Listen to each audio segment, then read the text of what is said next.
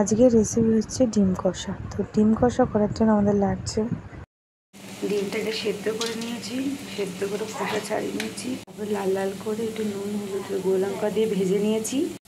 আলুটাকেও ভেজে নিচ্ছি, ভাজা হয়ে গেছে। একটু জিরে, একটু গোটা গরম মশলা, একটু শুকনো লঙ্কা ফোড়ন দিলাম, একটু পেঁয়াজ বেটে রেখেছি ওটা দিয়ে দেবো, দিলাম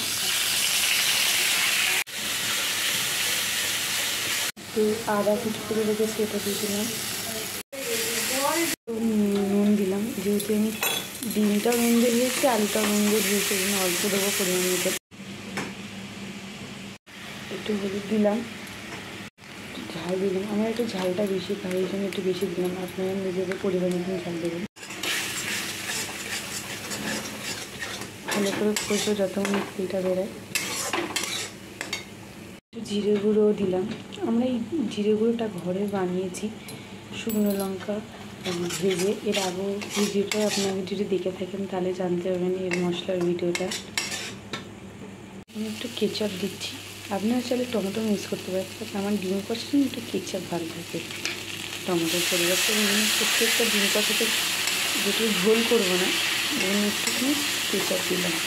আপনারা চাইলে টমেটো মিক্স করতে পারবেন গ্রেট করে।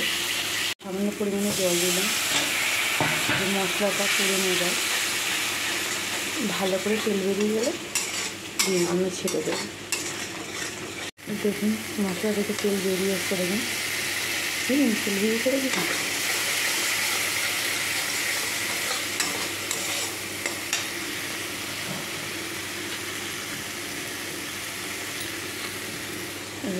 ভিজে রাখা ডিম আর আলুগুলো দিয়ে দেবো,